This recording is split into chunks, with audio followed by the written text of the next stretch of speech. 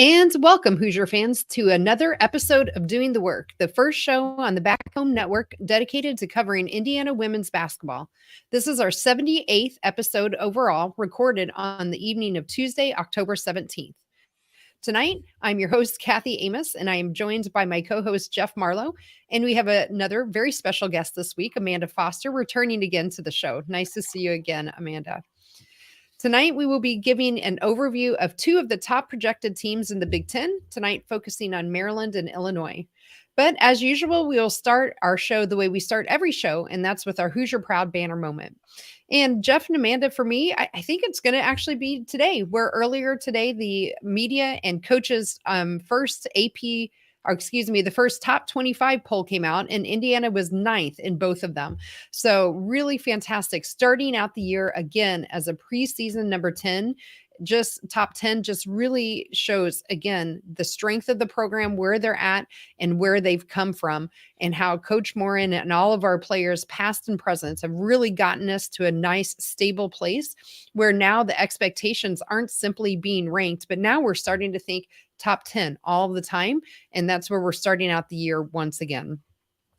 And as always, our banner moment is brought to you by Home Field Apparel, presenting sponsor of the Back Home Network, which includes Assembly Call and Crimson Cast. Home Field is constantly releasing new schools or updating their products for schools in their existing line, so you're bound to find something for you or anyone in your life that just loves great collegiate gear. They are constantly releasing new merchandise, so keep an eye on their website, their Twitter account, or wherever you follow them today. Not only do you get quality apparel, but you are also supporting an Indiana-based business that has its roots in the Kelley School of Business. So go to homefieldapparel.com, and if it's your first order, use our promo code HOME23 to get 15% off your entire first order. Again, that's HOME23 for 15% off your first order. The website is homefieldapparel.com. Wear one for the team.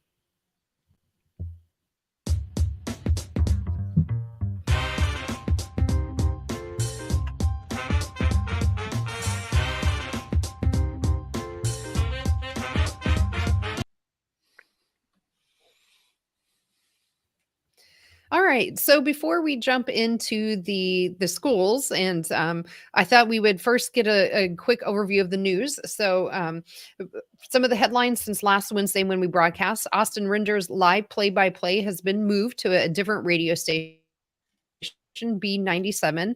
This is really good news because it now avoids any conflicts with the men's broadcast. It used to be on the same station. If you like posters, they're out there and out for sale. And if you like the floating heads that much, you can also get them in t-shirts this year. I mentioned already the AP poll, where Indiana is number 9 for both the coaches and the media. In terms of the other Big Ten schools in the AP poll, Iowa was number 3, Ohio State 7, Maryland 14, Stanford, one of our opponents, 15, and then Illinois number 23. On the coaches side, very similar. Iowa number 3, Ohio State 6, Maryland 11, Stanford 13, Michigan is tied at 25. And the last one is Sarah Scalia has been named to the preseason Ann Meyer Drysdale list, which means she's one of 20 players being recognized as the top shooting guards in the nation. So Amanda, let me start with you. First, maybe if you want to give us an update to let us know what you've been up to all summer, what you're looking forward to this year, and then pick a headline or anything I missed that you want to kind of talk about with Indiana women's basketball. Okay, yeah, sure. So I have been very busy, up to a lot over the summer and coming back to school. Over the summer, I was working in the Cape Cod Baseball League out in Massachusetts. I was a beat reporter and a sideline reporter for one of the teams there. Actually, the team that Kyle Schwarber played on when he was out in the Cape in the summer in between when he was at Indiana, which was super cool because everybody kept asking me about like the connection to Indiana, which was really fun. And that was a great time. I was out there from June through August.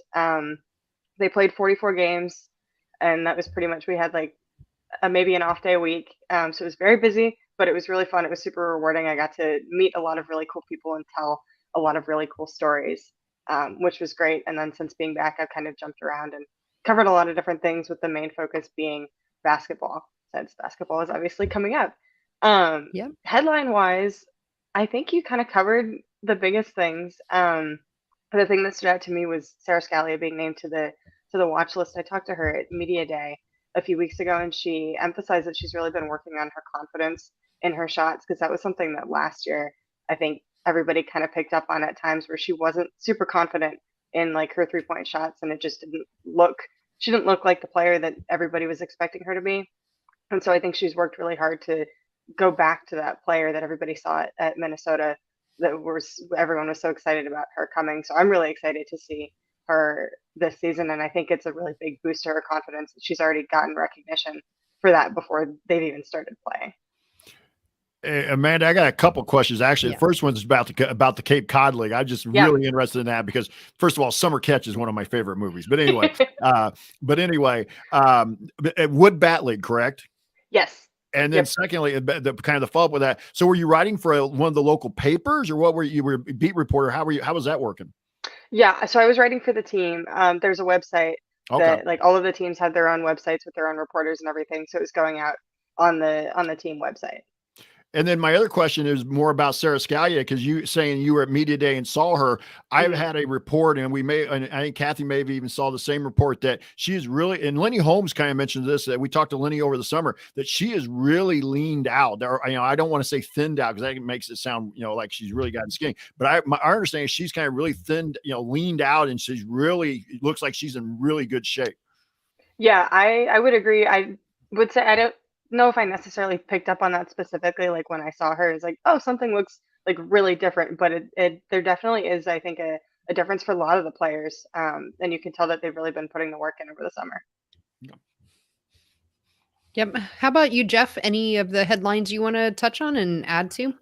I'm going to kind of go to one that since Amanda mentioned, I was going to bring it up. Hey, we unfortunately, or maybe I should say, fortunately, we don't talk football here very much. So, but to get back to IU baseball a little bit, Kyle Schwarber set a Major League Baseball record last night when he hit his 4th career leadoff home run. And so, so I thought I'd bring that up here as something besides. But I also want to say this headline, Kathy. I want to get your thoughts on this. And also, Amanda, I know Kathy's host, but I saw this yesterday, or I think it was yesterday or earlier today. There was an article about actually, it was our friend Ari who wrote it. I believe it was our friend Ari who wrote it, that about the women's programs, especially in soccer and volleyball, who are kind of following along that model that Terry Morin has built, because volleyball right now looks like they've got a chance to make the NCAA tournament. Women's soccer looks like they've got a real good chance to make the NCAA tournament. So just kind of your thoughts from both of you. First, Kathy, since you're the host tonight, I kind of ran over you on this, but just what you thought about that article from Ari, and what's your thoughts about how the women's programs at IU really seem to be kind of coming together, at least this year? Yeah, I think it's really fantastic. And boy, what a tribute, I think, to Coach Morin as well. We always talk about Coach Morin in the context of what she's done for the women's basketball program. It's really interesting to hear how much influence she's had on all of the women's sports at Indiana. And I know that Steve Aird from the volleyball team, specifically in an interview he did a couple of weeks ago, mentioned her specifically, and how, I don't know if I would use the word mentor, but that's how it felt like she was maybe mentoring him a little bit, even though they're different sports, but there are a lot of crossovers. And I think that I've always heard the best form of flattery is when people try to duplicate or take what you do. And, I think that just is such a good testament to how much Coach Morin's influence is as a coach with the basketball program, as a coach and mentor to her other assistants, but not just to basketball, but to all of the women's program. And, her wide reaching impact, I think, is just really going to continue to add to her legacy. It was really just a great article by Ari too. So if you're there in our private community, you can definitely want to make sure to check that out. So kudos to Ari on that. And it is interesting because, you always think of fall sports, of the success of the men's soccer team, and here our women's soccer and our women's volleyball are completely outshining them this year. So I just think it's been really nice to see it. And hopefully it's something that's sustainable for all of our programs. Amanda, I'll let you go now. Yeah. Very, very similar sentiments. I love it. I think it's fantastic. I covered the volleyball team my freshman year when they went like 5-15 in conference play because it was COVID, and the team was all freshmen and they were really, really struggling. So it's been awesome to see them progress. And I have a good relationship with Coach Aird. I talk to him the other week about Cameron Hayworth, and that was he talking about her with Terry Moore, and kind of comparing her to like a player like Mackenzie Holmes, who is able to like build the program and make it into something special, which I thought was really unique. That he was able to connect with Coach Moran on something as specific as just kind of getting this player from kind of out of nowhere. Like Mackenzie came from Maine and Cameron came from Indianapolis, basically, and they've just become like the faces of these programs, which was super cool to hear about how he can kind of, you're right, have that like mentor relationship with Coach Moran. And I think having a team like the women's basketball team for all of these other athletes to look up to, and just all of these other women in sports to look up to, and it's super inspiring. I really like being a part of it because like as a student, you also kind of get that a little bit of a unique sense because the whole student body has also come behind these, like the volleyball team, they've sold out games and more people are going to women's soccer and obviously more people are going to women's basketball. And so it's nice to see the entire community just recognize how talented all of these athletes are and how much they deserve to be recognized for how good they are. Yeah. Excellent Yep. point. Build a winning program and they will come, right? There you go. All right. Well, awesome. Great, Jeff. I appreciate you throwing that out there. It was a good article. So, well, let's go ahead and segue into the bulk of our program for tonight, which is highlighting Maryland and Illinois. And we'll start with Maryland, and I'll give a quick overview, maybe of kind of expectations of what where they're at coming into this year. And then, I don't know, maybe Amanda, if you want to kick us off and talk about some of their key returners, and then we can just kind of go around the horn and give some thought on just their roster overall. But for Maryland, they are ranked preseason 4th in the Big Ten by the coaches and the media. In the ESPN2 early ranking, they were number 13. And we already mentioned that in the coaches poll, they are number 11 and AP number 14. So right around that, upper in the top 15 mark for sure. They did lose 3 of their starters for last year. That was the biggest thing for me when I was going through their roster in depth. So they did definitely lose some of their starting power. But Amanda, maybe you want to talk about first, I would suggest Cheyenne Sellers, but any of the returning players that really jump out to you. Yeah, no, Cheyenne Sellers was the one. She's the one that jumps out to me the most, I think, just because of the experience that she's bringing in and also kind of the expectations that are going to be on her this season to kind of take on some of the load that she's going to have to take on because of the starters that are lost. She scored in double figures in 28 of the 35 games she played in last year and averaged almost 14 points and 5 rebounds and almost 4 assists per game. So she's a very well-rounded player, as we all know, because we've seen her play. She's very, very talented. And I think the big thing for her, I was reading up on some articles and stuff, interviews she's done for preseason, is that she knows what she's going to have to do, but she's also not going to try to change her game and make herself into a different kind of basketball player, which I think is a testament to just like her confidence in what she can do. And so that makes me really excited to see kind of how she's been able to progress and step into these shoes that she's going to have to fill with players like Diamond Miller and Abby Myers. They're not around to score anymore, so someone else is going to have to step up and score. And I think she is very comfortable in taking on that role, which is exciting.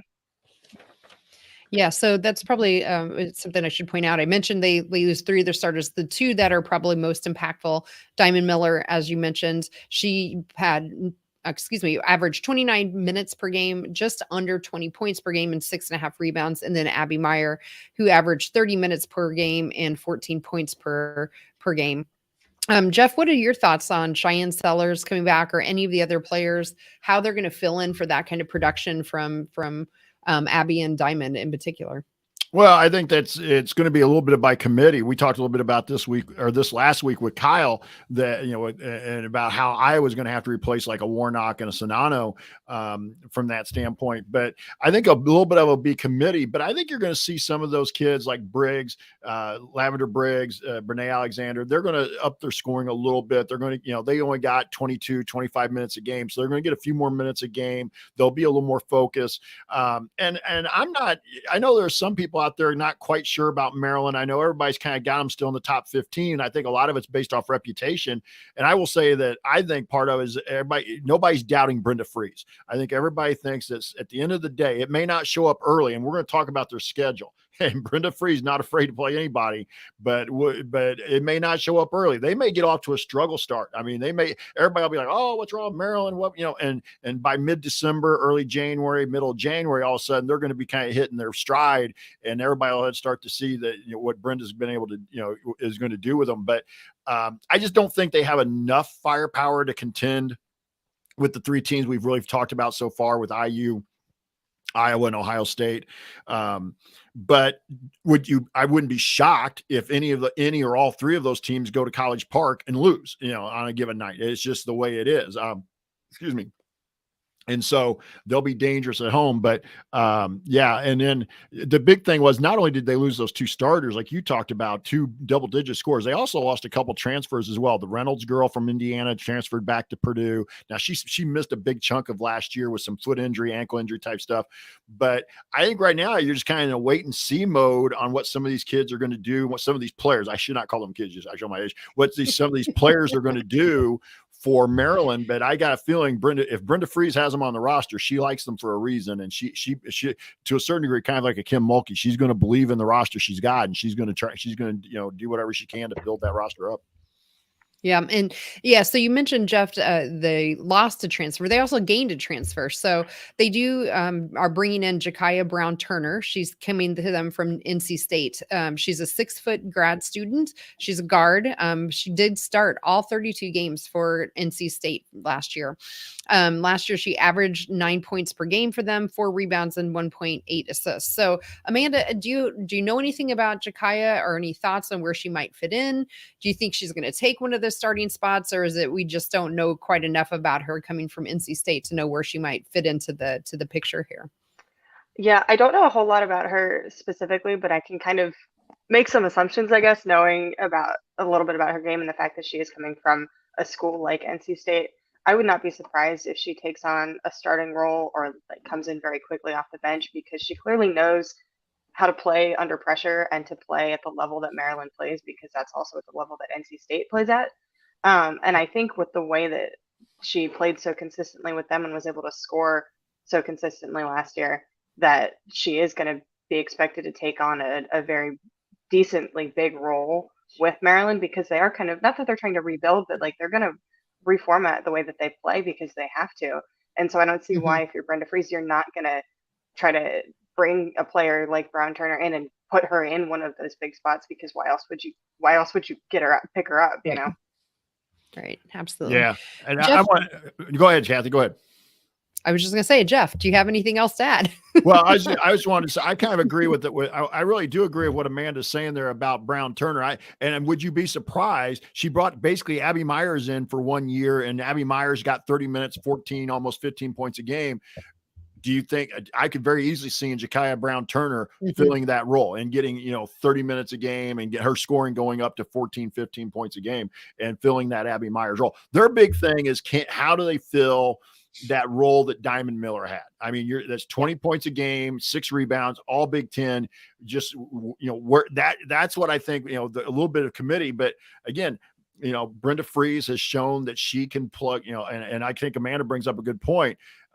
There's been a lot of roster turnover there in the last couple of years, but they really, as far as making the tournament, being tough, I mean, they advanced deep in the tournament last year, almost as anybody in the Big Ten. And, so that's kind of what matters. So, I until I see different, I'm going to believe Brenda Freeze knows what she's doing. Yeah, absolutely. I feel the same way. I think, I kind of equate it to how Michigan State often gets the Izzo effect that we hear about. I think Brenda Freeze gets that for Maryland as well, and well-earned and well-deserved for sure. But that is a lot of production to backfill for those two players. So I agree with your thoughts, Jeff. That it's going to be by committee. Yes, I think we're going to see an improvement from Cheyenne Sellers, but, she was already averaging 14 points per game last year.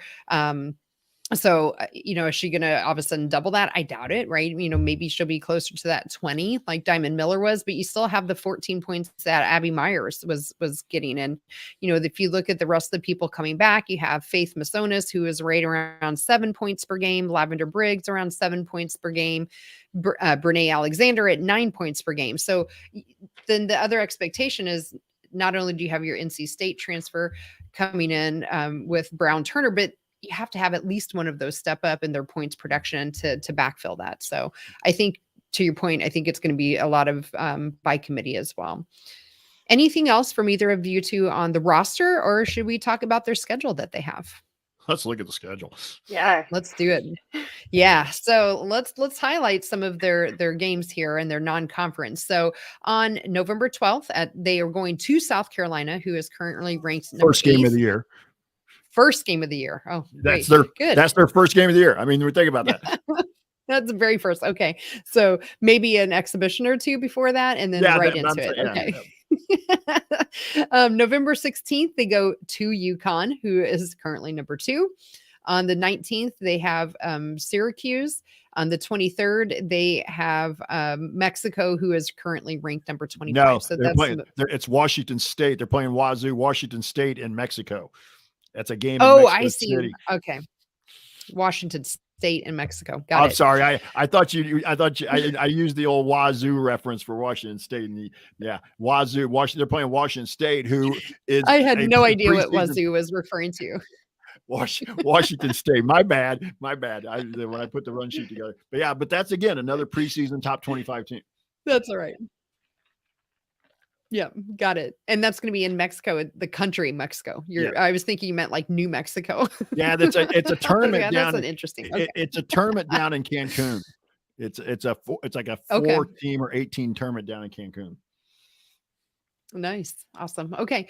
So, Jeff, why don't you go first here then on the schedule, on the non-conference part of it then. Hey, Brenda Freeze, go big or go home.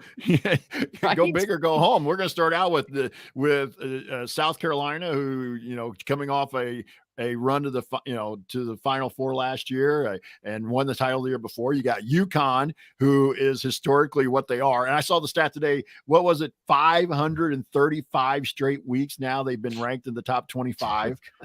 I mean, and that ties Tennessee's record for the all-time longest streak. But anyway, and Paige Becker's being back. So you're going, and like within 4 days, you play at South Carolina on the 12th. You go to Stores or Hartford, I assume Stores, on the 16th.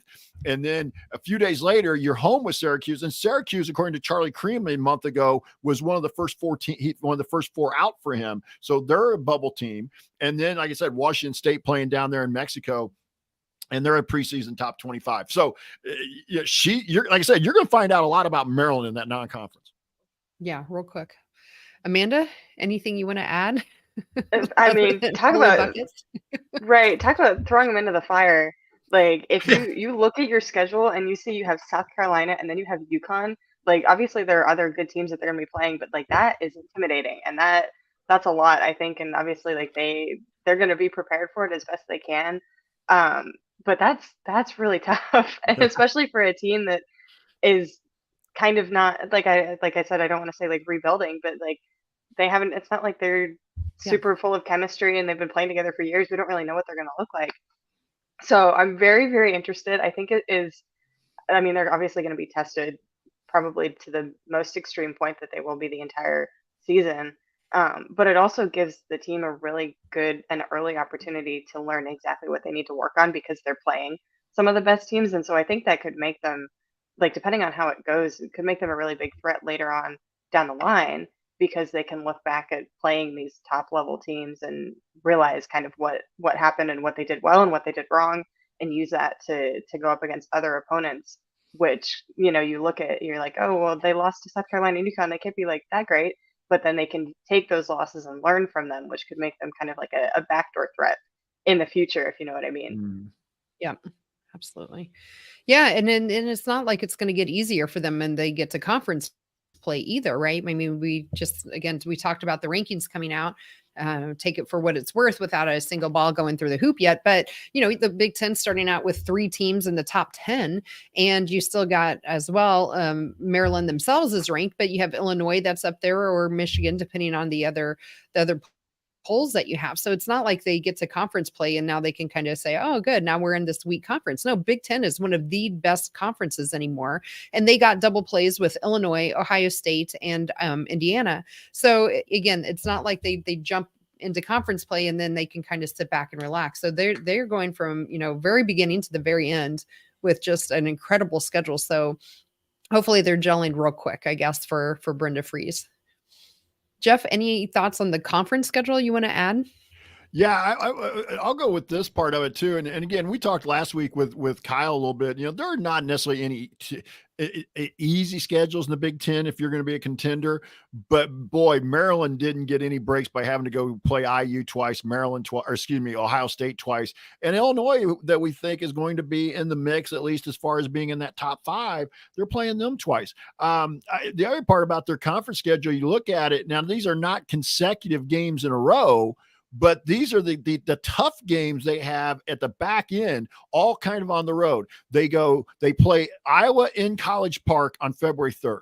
And actually, I go back to January 31st. They have let me start over. They have a run where they start on January 17th against Ohio State in College Park. They play Illinois 3 days later in College Park. And then Indiana comes to College Park on the 31st of January. And then Iowa comes on the 3rd. So they got a nice little stretch there where, again, if they're playing like they're capable at home, they can get themselves into a nice little situation where they're going to be in the mix. But then they finish the 4 toughest games they have after that are all on the road. At Illinois on February 11th, at Ohio State on the 25th, or the last 3, and then on the 3rd at Indiana. So if they're kind of if they're kind of hanging on to that 3rd or 4th spot come February 11th, boy, that's a tough road for them to kind of hold on to one of those top 4. We talk about the Big Ten tournament a little bit. To hold on to that double bye, to where you don't have to play till Friday. So, that schedule, they've got a chance to get themselves in position. But if they don't, let's say they lose to OSU at home, they lose to Indiana at home, they lose to Iowa at home, boy, that they get a real grind at the end with at Illinois, at Ohio State, and at IU with those tougher games. Yeah, I agree. And, those home games then just become even more monumentally important for them for a number of reasons. Again, we already mentioned their brutal non-conference schedule. They're going to have to get some wins at home for sure in the conference, like we've talked about. If you want to have any chance of, finishing anywhere in the top 3, or in this, like we're projecting them more top 4, I think after looking more at their schedule, that top 4 finish feels about right for them, with all the unknowns we have. But Amanda, any other thoughts in general on Maryland, where you see them fitting in the Big Ten, their schedule, or anything else on your mind about them? Yeah, I think about the schedule, I wouldn't be surprised if that last stretch, those away games, end up being really, really important, because I feel like they always are for most of the Big Ten teams, just because that's how the Big Ten schedule plays out. And that's especially with a team like Maryland, there's always going to be something at stake. I think my take on them is kind of what we've been talking about. Brenda Fries is Brenda Fries, and I think she knows what she's doing, and I think that they're going to be very competitive. Probably not like at the top, like we've been talking about, but they're going to be really good, and I think they're going to take some games that people might not expect them to take, like they beat Iowa last year. That something like that is probably going to happen again, because that's the kind of team that they are. They're going to compete really, really hard. They obviously want to compete hard by playing teams like South Carolina and UConn. So I'm just excited to see what they look like without some of their stable players that we've been used to seeing in the last few years. But I think they're going to be very solid, like they always have been. Yep. And Kathy, I'll throw this in here and see whether Amanda agrees too, and get your thoughts. It's like I said, I believe in Brenda Fries. I think Brenda Fries is an excellent, really good coach, Hall of Fame type coach. But you also kind of get that feeling that to a certain degree, the league has finally caught up to Maryland. Maryland, when they first came into the Big Ten, was the bully on the block. They were just pounding everybody. Everybody had to get better. If you wanted to compete with them, you had to get better. And Indiana and Iowa and Ohio State and others have done that.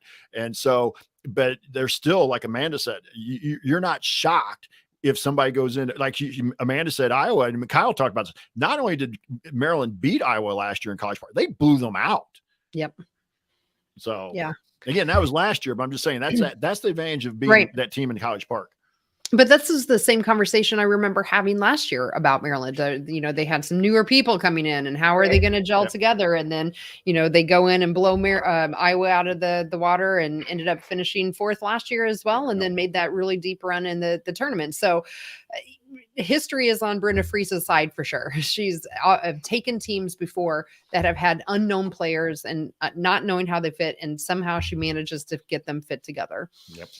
Well, the other team we've mentioned quite a bit here tonight already is Illinois. So let's move on and kind of dive a little deeper into Illinois. So they were, in terms of Big Ten ranking, they were 5th by the coaches preseason, not by the media. The media actually picked Michigan on that side. They did get an honorable mention from one of the top 25 polls. I think it was the AP poll as well, the top 25 bit. So they were 23rd in the one poll. They were they came out today. They were 23rd in the AP poll. Okay, so it was not just honorable mention. So okay. So let's keep going. I'm sorry to interrupt you, but this is a team that this is going to be an interesting team to talk about. Yeah, they're kind of opposite. So Maryland, we were talking about, they've lost 3 of their starters, and they've got this new transfer coming in. Quite the opposite for Illinois. Very stable. They return everyone who started last year except for one. That sounds weird to say it that way, but they started 7 different players last year. So of the people that started, 6 of the 7 are coming back. And I found an article that somebody calculated that it's actually 82% of their production in every statistical category from last year is coming back. So now you have very opposite. So I'll just name, a couple, Makira Cook, Adalia McKenzie, and Genesis Bryant. So Amanda, why don't you go first again? Again, you can talk about any of those 3 or anybody else. I mean, there's quite the plethora of players coming back that you could probably pick to talk about. Right. I feel like I keep saying this, that I'm just like excited to see everybody play again, because I remember watching Illinois and seeing Makira Cook on the floor and just watching her. I was like, who is this person? And she is so good. What is happening right now? Because Illinois was one of those teams last year that a lot of people just kind of overlooked, because they have not been something that's like super, super special in the past. And Shauna Green coming in and kind of having to rebuild all of this. And so Makira Cook, I think she hit like a whole bunch of threes against Indiana when they came to Assembly Hall. And I was just sitting there and it's like, okay, they're good. They know what they're doing.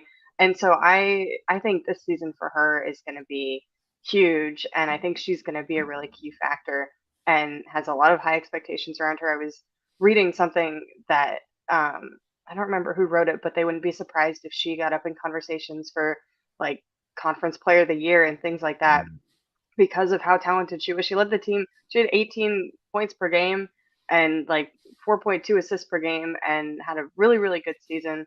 And I think she helped put Illinois like on the map and helped them get where they got to in the NCAA tournament. And I think that momentum is going to carry them super far this year. And she's just really fun to watch. And I just really enjoy watching her play. Yeah, I do too. Yeah, she was first team All Big Ten last year. So there's no reason to think that she couldn't potentially follow that up this year. And you mentioned Shauna Green. So Jeff, maybe as a former coach, I'll throw it to you. Now we have the contrast of the coaches too. Maryland, very proven coach with Maryland, with Brenda Friese. And then here we have Shauna Green is coming into her 2nd year with Illinois. So, what are your kind of thoughts? I hear a lot of respect of Shauna Green and what she's doing there in Illinois. But what are your thoughts overall on the coaching for Illinois? I think Shauna Green's one of those that, for those of us who kind of paid attention to her a little bit, and like I said, being in the women's game when I was coaching high school ball, she'd been at Dayton for a while. She'd been a good coach at Dayton, and it was well respected. The Flyers were a team that was routinely in the NCAA tournament, or the women's NIT. And so a lot of respect I thought Illinois made a good hire. I didn't know they'd be as good as they end up being her first year. And I think she's got the real chance to take them into a place where they'll be consistently, and we're going to talk about them in the top 5 of the league every year. But I am also one that sometimes you know, I'm not trying to diss the Illini, but if she does have enough success at Illinois, a bigger blue blood women's program, I think, will come looking at her down the line. And it will be hard to say you're going to see her there 20 years from now. Right. You know, and so, but I respect a lot of what Shauna Green's doing. My only concern about Illinois this year was last year one of those things, new coach, and they had, and Makira Cook had come in with her from Dayton. And so did they kind of catch people surprised? You know, they kind of, you know, oh, it's Illinois. We don't ever, you know, we don't have to play as hard. We don't, you know, and I know people say they don't take anybody lightly. I get that. But when you've been used to Illinois being at the bottom half of the Big Ten and thinking, you know, they beat Iowa at Illinois last year, shocked them in the State Farm Center. So maybe will they not catch people by surprise this year? And will that be an issue for them in some of these games that they have? And we're going to talk about their schedule a little bit here in a little bit, but I'll talk about a lot of it here in a little bit, but that's my only thing. And so can Shauna Green keep them from kind of having that backwards, not a slide, but can she keep it from being, you know, going backwards to 7th, 8th place that sometimes just happens in that second year? Yeah, that's for me the question for Illinois, because definitely flew under the radar last year coming into Big Ten season, I would say. I mean, I know we definitely didn't expect them to come and finish where they did last year, but they're not going to be like that this year. Everyone knows, you know, Shauna Green's there. She's got, as we mentioned, all of these players returning. They know about Makira Cook and what she's bringing. They know about Adalia McKenzie and, you know, the fact that she, you know, put up 14 points and 6 rebounds for them last year. And Genesis Bryant, who averaged 15 points per game. They're not going to be surprised by the personnel. So I wonder how then they'll be able to react to that and to answer that call, because, you know, they're not going to be able to come in and kind of shock people. But Amanda, what are your thoughts on that kind of angle of the Illinois story?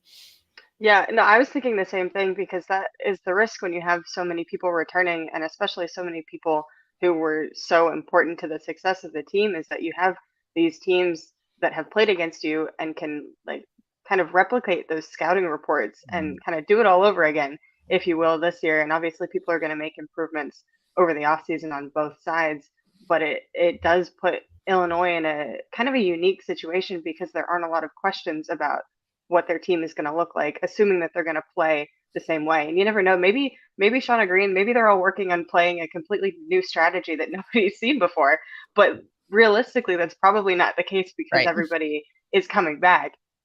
And so it is an interesting part of it that I think maybe not a lot of people are really thinking about a whole lot, because it's so exciting that they have so many good players returning and they're expected to be so good.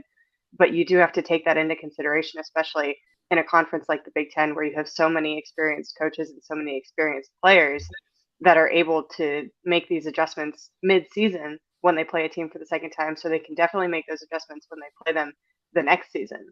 Right. So I think it is interesting. I did want to point out, I'm excited. They got a transfer from NC State, Camille Hobby, and Genesis Bryant used to play at NC State and apparently was a really big part in getting Hobby to come to Illinois. And I don't know a whole lot about either of them per se, but I'm excited to see, like, it's going to be cool if they get to play with each other again, and see maybe that can add something new that people aren't expecting to see, because they haven't played against them before, because obviously they played in NC State together and not at Illinois yet. I think the other thing that jumps out at me when you look at their roster, Kathy, is they're a little bit undersized. You look at Makira Cook at 5'6", outstanding player, don't get me wrong. But and then Adela McKenzie is 5'10", Genesis Bryant 5'6". Even Kendall Bostic, a kid from Indiana, Northwestern High School, is an undersized post player. But she was one of the best rebounders in the Big Ten last year.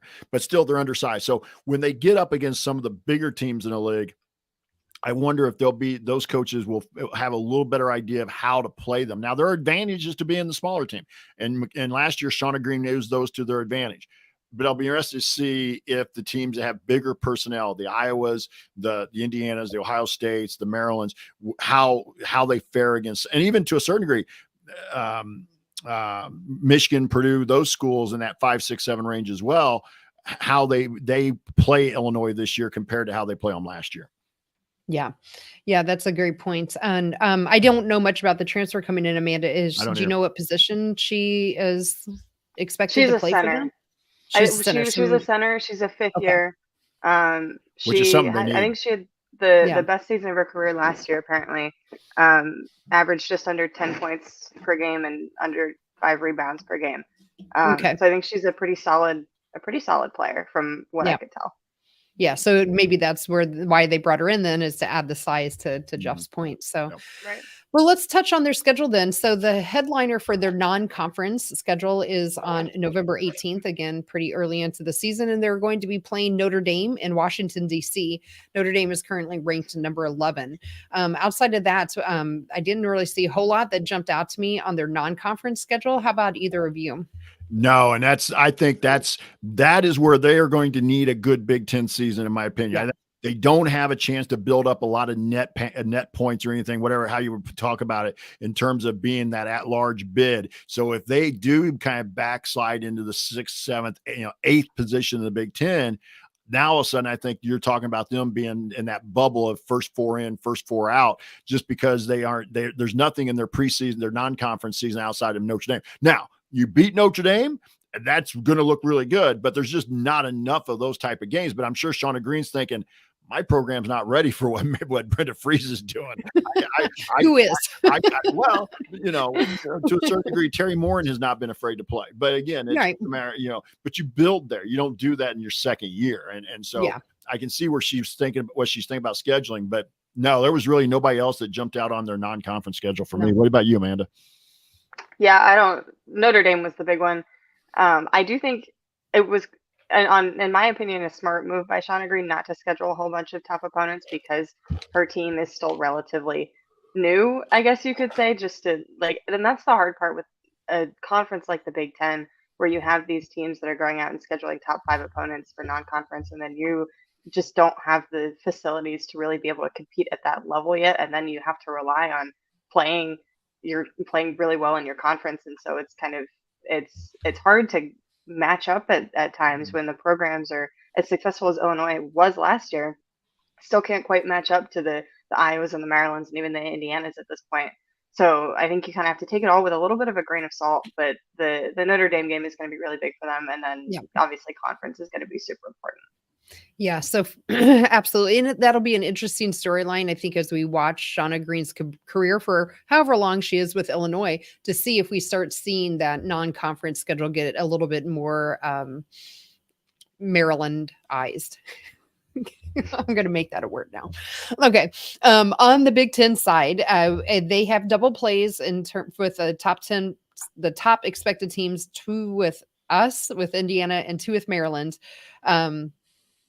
So that's it for their double plays in terms of the top 4. So they don't get Iowa twice. They don't play Ohio State twice. So kind of going to the end of their schedule, let's see. So kind of starting in February, they do go to Purdue on the 5th. They have Maryland at home on the 11th. They have Indiana coming in on the 19th. They go to Iowa on the 25th. And then on March 3rd, they do go to Nebraska. And again, we haven't necessarily covered Nebraska, but I think they're going to be right up there in that top, 5, 6 range, like maybe even battling Illinois out for that, area of the definitely in the top half of the conference. So you don't know what you're going to get with them yet either. So kind of backloaded. So they don't have a whole lot of double plays, but they do have a lot of the harder games there coming down the road in February. Any thoughts on the schedule, Jeff, that you want to kind of throw in on the Big Ten schedule?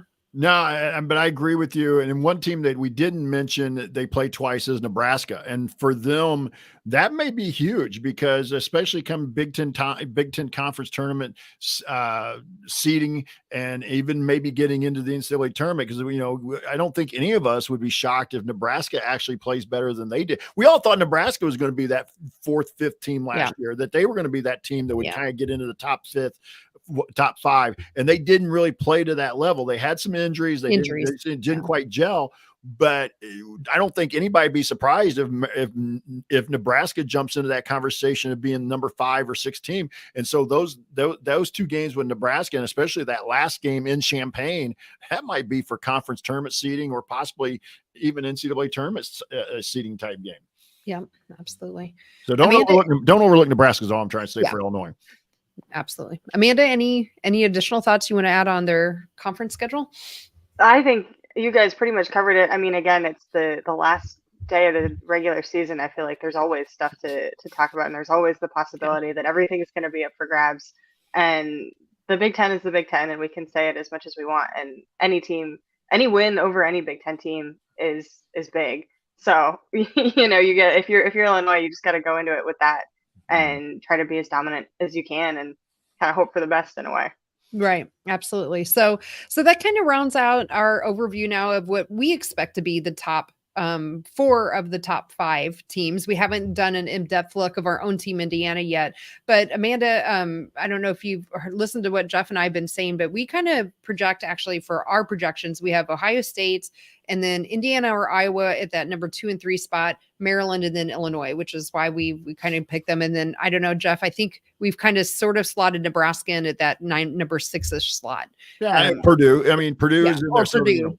In my opinion, I think Michigan's being a little bit, again, Michigan fans listening probably meant you come back, throw this back at me later in the season. I think Michigan's being overrated a little bit. I'm not sure where the preseason rankings coming from, but so we're talking about like Illinois, Nebraska, Purdue kind of being in that 5, 6, 7. But we both, like I said, Amanda, our thought process, we think at least on paper, Ohio State's the team to beat. Yeah. Yeah. Yeah. So what are your thoughts? Yeah. Where do you kind of have that top 5, 6? Yeah. Yeah. I'd say so Ohio State, and then let me try to keep this straight in my head. I would put Iowa, and then probably Indiana behind them. And then we had Maryland. Yes, we just talked about Maryland. That's I would agree with all kinds of names at you. Right, so. Right. So all of them. I would do Maryland, and then maybe Illinois. I'm not totally sure. Maybe Nebraska. Maybe like flip flop those two. I'm pretty high on Purdue being up there, being competitive because of how that program is being built and just the way that they're growing. So I think they're going to be like a decent threat. And then maybe like Michigan in around Purdue. But I think the top like 3 are pretty solid of like Ohio State, Iowa, Indiana, and maybe they're going to switch up at some point, but those are like the big 3 to look out for. Yeah. Yeah. Sorry, Kathy. To me, it always comes down for our listeners. And for those in the workaholics, for me, if you want to be a contender to win the league, and that to me is Ohio State, Indiana, Iowa, you got to win your home games. You got to win those games at home. I know upsets happen, but the best you can, you got to go 9-0, 8-1. And then it's however many you can steal on the road. The more you steal, the better chance you got to win in the league. But if you struggle at home, if you're 7-2, I think it's hard to win the league unless you just all of a sudden become a real road warrior team when you go 8-1 on the road. I mean, that's tough. And you look back to last year, Indiana did that. They pretty much ran the table at home.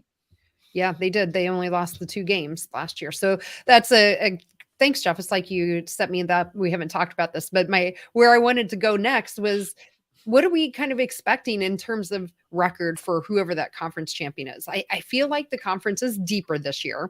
Last year Indiana did it and they only lost 2 games.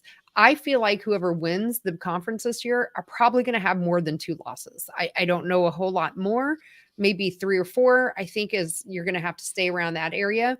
But I do feel like with as deep as the conferences this year, I think you're going to see those top 3 have some kind of unexpected loss, most likely on the road. But that's my initial thought. I don't think that we see only 2 losses from a single team. But Amanda, what are your thoughts on that theory? I completely agree. I think with the way that the conference is shaping up, if any team is able to get away with 2, even maybe just 3 losses, I would be surprised, because I would think that would either mean that they're super fantastic and better than anybody expected, or they kind of got lucky and maybe some teams didn't play as good against them as they played against other teams, and like that kind of thing. Because there's so many teams that you could talk about that can be threats against really any other team that they're playing. That I think we're going to see maybe a few more upsets, maybe at least a few more close games that could be a win or a loss, just something that's a little bit more unexpected because of the amount of talent that's all across the conference now. Yeah. Yeah, I agree with Amanda. I agree with you too, Kathy. I think that last year there really was a kind of a real divide. The top 7 or so in the Big Ten were just better than the other 7, and they really did lose those games for the most part. You look at the teams that were at the top: IU, Iowa, Ohio State, Maryland. They didn't lose to really the teams in the bottoms 5, 6 of the league. So, but this year I think the league's a little deeper. I think that the chance for the top 9 maybe to be at least, not saying there are 9 teams going to the NCAA tournament, but they're going to be competitive enough that they can win a game at home against one of those top teams. I'm going to say 14-4 wins the league. I agree with you guys. I think 14-4 wins the league. Yeah, that's kind of what I was thinking in that 4-loss range. So, so with that, last year we did have obviously a number 1 seed going into the NCAA tournament. Do we think that the Big Ten will have another team get another number 1 seed? And if you think so, who? I didn't, by the way, Amanda, I didn't give Jeff any of these questions either. So Okay. I know I showed you the run sheet. You're like, Kathy's I know. I was like, hold on. I think they could get 2, but it would have to be a really almost perfect scenario for an IU, Ohio State, Iowa to get 2 of those, to be 2 of those teams. 2. I think it's 1. I think one team gets a number 1. If I had to go out on a limb right now, I'd say it's Ohio State. Yeah, that's the same for me. I think Ohio State's going to end up winning the conference, getting number 1 seed. And then I think whoever comes in second probably gets a number 2 seed. That's my kind of thoughts right now. But Amanda, do you feel differently, or do you think we end up beating up on each other too much in the Big Ten and we get no number 1 seeds? No, I would be surprised if there wasn't a number 1 seed, kind of just because it's the Big Ten. And I don't know if, obviously teams can beat up on each other, but I don't know how much in the long run that would affect handing out that number 1 seed, especially given the past few years and the success that has come out of the conference. Maybe this is me being just like a little bit hopeful of 2 number 1 seeds, and maybe Indiana can like slide in there to get the other one, depending on how the season goes. Because I mean, everyone's really high on them, and like obviously this isn't like an Indiana episode, but things like they're ready to go. They are as confident as I have ever seen them, and so I think if this was a year for them to get another number 1 seed, don't rule it out. Yeah, absolutely. Yeah, I think right now, and I know we want the team to advance. The better your seeding, the better chance you got to get to the final 8, final 4. But I think right now we just want to make sure, if as an IU fan, somebody who's on a podcast, I just want to make sure they're a top 4 seed, because you're going to host those first 2 rounds. I want to be hosting at home, because then after you get to that second weekend, then it just becomes so much about matchups. So you could be the 1 seed and draw eventually a 2 seed that you don't match up well. We saw this a couple of years ago when they had a chance to make a really deep run, but they ended up matched up with UConn in the Sweet 16. But that home, those first 2 games at home, to me, you just got to make sure you position yourself for that. Yeah, absolutely. Okay, well, those are all the non-scripted questions I just came up with. Gabby. That's awesome. Let's maybe wrap it up then, if we have any final thoughts. And Amanda is our special guest tonight. Why don't you go first? Any last-minute thoughts on anything we've talked about tonight? Headlines, the 2 teams we covered, Indiana's prospects, the conference as a whole, whatever you want to take us out on. I just think the Big Ten is continuing to be such a force in women's basketball, and there are all of these storylines and all of these really talented players and all of these really good coaches that and all the coaches are saying it, that they're one of the top conferences, if not the top conference in the country now, and we just keep seeing more and more proof for that, because there are more and more things to talk about. We're not just talking about the couple teams at the top anymore and the few really good players. Like there's so much that you can go into, and we were doing an hour episode on 2 teams that are like maybe fourth or fifth in the conference. And so I think it just speaks to the level that women's basketball is as a whole now in college basketball, and it's really exciting, and it's really good to see, and it sets up all of these athletes and all of these conferences and all of the teams for just a really exciting season. And the Big Ten is what it is, and it's gonna be a good time for everybody, I think. Yep, absolutely. Jeff, what are your final thoughts? Well, I was kind of follow up with Amanda's first. Think about this, and I don't want to overlook this year. Think about next year.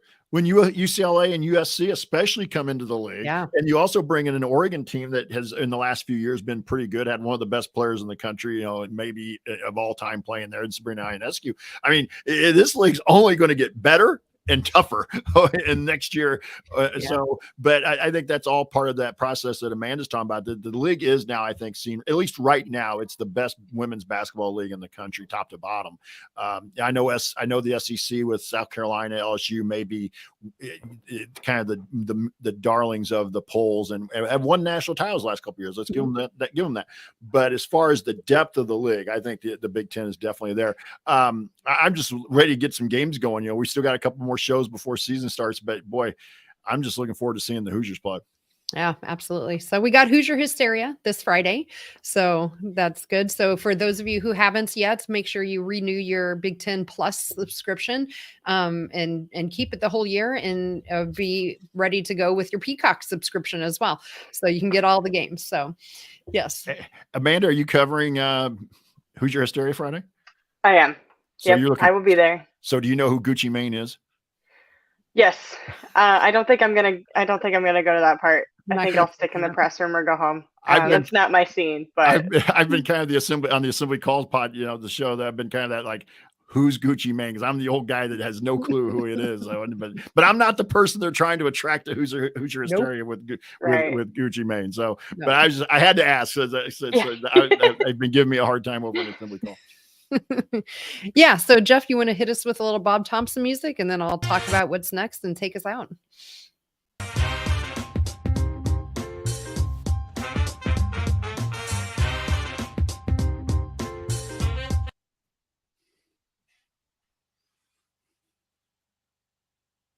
Awesome. All right. Well, coming up next, our next programming notes as of right now, we are planning to go back to our normal night of Wednesday night next week, October 25th at 8 o'clock Eastern, 7 Central. So our normal time. And we will continue our in-depth previews of all of our teams with one that we're hopefully most familiar with, and that'll be Indiana. So looking forward to really taking us back in depth to look at the team, to see what we may have forgotten for last year, if anything, and what we might expect from them this year. On the men's side, we have our assembly call coming up tomorrow, as always, and keep an eye out for Crimson Cast. Amanda is going to be back with her women's basketball podcast there, and I'm sure she's got some new and exciting stuff coming for us this year. So love what you do over there, Amanda. It's a great, I think, compliment to what Jeff and I do with our post-game show, and then Excellent. You're doing more of a high-level wrap-up. So I think it's a great compliment to each other on the Back Home Network. So thanks for bringing that back for us. For all of you, though, listening, thank you very much for being here. If you're here live, if you'd like to see us live and be part of that live chat that we have, you can subscribe to our YouTube channel at youtube.com/assemblycall. Jeff mentioned an article from Ari earlier in the podcast, talking about a lot of our women's fall sports going on right now. If you want to hear about those articles or read those articles or have other great conversation, we have our nice community at assemblycall.com/community. And Kathy, I wanted to add something on there. Again, we're not the Assembly Call guys, but be ready for them, because they had one on the weekend with Liam McNeely's announcement. So if you want to follow men's basketball as well as the women's team, like with us, be ready. To join the community is a great way to find out when they do those emergency podcasts for recruiting announcements, like Liam McNeely. Boogie Fland is going to announce on Friday. So fingers crossed. But just to kind of shout out to those guys over Assembly Call, and to Jared and the people who run the website, Ari, that there's a lot of great stuff in there that you can get content to if you join. Yeah, absolutely. Also, thanks to John Ringer of Riggs Design, who designed our logo that you see on our show. A big thank you to Bob Thompson, who made the music for us that you heard a little bit throughout the show.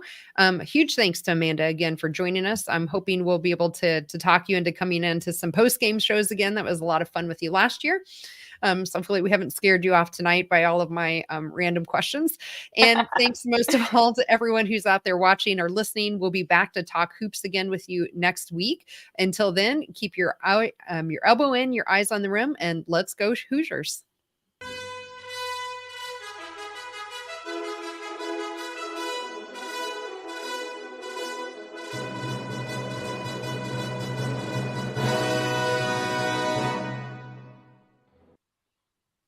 All right.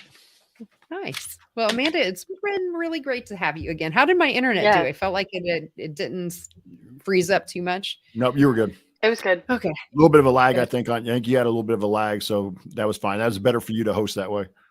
Yeah, perfect. Because we could kind of feed off of your cues and stuff rather than like me trying to talk over you if I was hosting Right. whatever. So Amanda, when do you do are you doing a podcast right now, or are you or when do you start your podcast back up?